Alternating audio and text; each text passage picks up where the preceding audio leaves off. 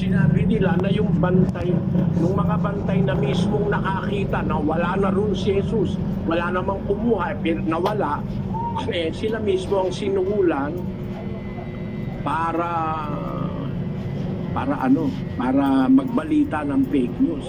Ngayon, ang tanong ng kapatid na Ral ay nalalaman ba ng mga leader ng mga relihiyon ng una na nagpahirap sa kanya gaya ni Poncio Pilato at mga taong nagsisigaw na ipako siya sa krus? Nalalaman ba nilang ang Panginoong Jesucristo ay nabuhay na magmuli? Alam nila yan. Alam nila yan. Sila Kaypas. Alam nila yan. No, kaya nga sila sumulhuli para magbalita ng fake news na hindi nabuhay si Kristo. Pero siya'y nabuhay. Maraming saksi. Napakaraming saksi. Nagbubulag-bulagan lang yung mga leader noon. Pero napakaraming saksi. Kagaya ni Kaypas, yung Pangulong Saserdote. Isang napakawalang yung tarantado yun. Yun ang nag-plot na para si Kristo ipapatay. At yun din ang nag-plot para itanggi na siya'y nabuhay na mapuli. Napakawalang yan. Leader yun ng mga Hudyo nun. Yung si Kaypas na dakilang saserdote. At saka yung kanyang biyanan. Magkakasabwat yung mga demonyo na yan. Para si Anas, no? Biyanan ni Kaypas. Yun ang nasa 18-13 ng buwan. Magkakasabwat yan para magkalat ng balitang ang tawag doon, fake news. Pero alam nila na deep within them, nabuhay talaga maguli si Kristo. At ang ayon kay Lucas na historiador, nagpakita siya sa marami para maging saksi na siya'y nabuhay na maguli sa mga patay. Basahin natin ang isa riyan. Doon sa Gawa 10:39, ganito nakasulat. At mga saksi kami sa lahat ng mga bagay na ginawa niya sa lupain ng mga Hudyo at sa Jerusalem, na siya namay kanilang pinatay, na siya'y ibinitin sa isang punong kahoy. Siya'y muling binuhay ng Diyos ng ikatlong araw at siya'y itinalagang mahayag. Hindi sa buong bayan, kundi sa mga saksi na hinirang ng Diyos ng una, sa makatwid bagay sa amin na nagsikain at nagsiinom na kasalo niya pagkatapos na siya'y muling mabuhay sa mga patay. Merong nga saksi, kumain pat uminom na kasalo niya nung mabuhay siya mula sa mga patay. Yun yung tinatalakay ko kanina. Yung taong nabuhay, pwedeng kumain yun talaga. Kaya si Kristo, pagkabuhay na maguli sa mga patay, kumain siya at uminom kasama ng mga saksi. Ang mga saksi marami. Hindi lang 12 apostol, hindi lang mga apostol, kundi ang saksi doon sa isang talata ng unang Korinto, Kapitulo 15, versikulo 3. Sapagkat ibinigay ko sa inyo una sa lahat ang akin namang tinanggap, na si Kristo ay namatay dahil sa ating mga kasalanan ayon sa mga kasulatan, at siya'y inilibing at siya'y muling binuhay ng ikatlong araw ayon sa mga kasulatan, at siya'y napakita kay Cephas at saka sa 12. Pagkatapos ay napakita sa mahigit na 500 kapatid na paminsan, na ang karamihan sa mga ito'y nangabubuhay hanggang ngayon, datapwat ang mga iba'y nangatulog na. Saka napakita kay Santiago at saka sa lahat ng mga apostol. Di ang dahil saksi, talagang nabuhay siya maguli. Hindi yan matututulan na napakaraming nakasaksi na nabuhay siya uli pagkatapos na siya'y mamatay sa krus. Mga alagad, mayroon 500 nakapaminsan na nakakita sa kanya, no? Tapos nagpakita siya sa 12, nagpakita siya kay Cephas, nagpakita siya sa mga babae, kila Maria Magdalena, etc. etc. Alam niya ng marami noon. Kaya lang, itinatanggi nila. Ganun yan, kapatid. Ano ang intensyon mo? Bakit mo tinatanong ito? Ano yung ikalawa mong tanong, kapatid na Rap? Ang pangalawa ko pong tanong ay,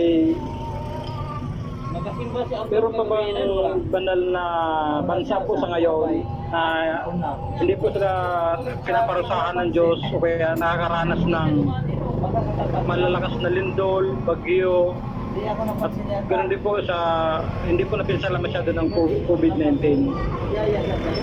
Alam mo, kapatid, ang hula sa Biblia, ang buong mundo tatakpan ng kapangyarihan ng kadiliman. No? Kaya ngayon, wala kang pwedeng ituring na isang banal na bansa kagaya ng araw ng Israel. Ano? Ngayon, wala nang masasabi kang kagaya ng araw na isang banal na bansa. Ang bansa na lang na banal ngayon, yung iglesyang totoo. Kasi alam mo, yung iglesyang totoo, ang tawag ng Biblia yan, banal na bayan, bansang ukol sa Diyos. Basahin natin ang unang Pedro 2:9. Datapwat kayo'y isang lahing hirang, isang makaharing pagkasaserdote, bansang banal, bayang pag-aaring sarili ng Diyos, upang nagsasalita si Pedro sa iglesia. Sabi niya sa iglesia, kayo'y isang lahing hirang, isang makaharing pagkasaserdote, bansang banal, bayang pag-aaring sarili ng Diyos. Ang maituturing na bansang banal, yung iglesyang totoo. Hindi yung iglesyang mamamatay tao, manggigipit sa kapwa, hindi yon. Hindi yung iglesyang punong-puno ng corruption. Ayun, ang bansang banal ngayon, tinatawag na bayang sa Diyos. Bansang banal ay ang iglesia, pero bansa na physical na bansa na may gobyerno, wala ka lang maituturo ngayon. Russia, hindi naman ganun. Amerika, hindi mo na rin masasabing bansang banal. Dahil ateista sa Amerika.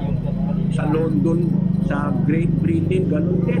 Napakaraming ateista dyan. Paano sasabihin niya bansang banal? Bansa ng mga ateista yan eh. Ang Hapon, ganun din. 80% of Japanese do not believe in God. Kaya wala na nun, kapatid. Ayoko na lang mag-elaborate, maubos ang oras ko eh. Pasensya ka na, kapatid na Rapa. May mga naghihintay pa kasi. Maraming salamat po. Salamat. Samahan ka nawa ng Panginoon sa pagsusuri mo, kapatid. Salamat po, kapatid na Ram. At bukas po ulit, loloobin ng Panginoon. Sana nandiyan pa rin kayo.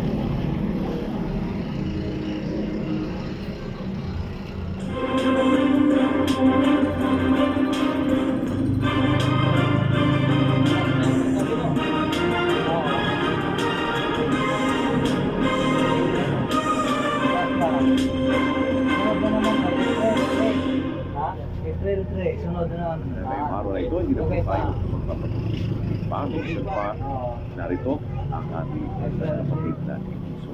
Kapiteng, magandang araw. Good day, everyone.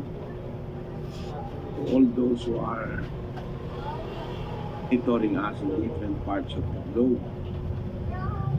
Whatever the case may be, we wish everyone a good day, a good night, and good morning. At umaasa kami na kayo po ay mananatiling nakikinig na may kapayapaan sa ating po ginagawang pagsisiwala. Gaya po ng salitang exposition sa English ay pagsisiwala o paglalagtag ng mga salita ng Diyos.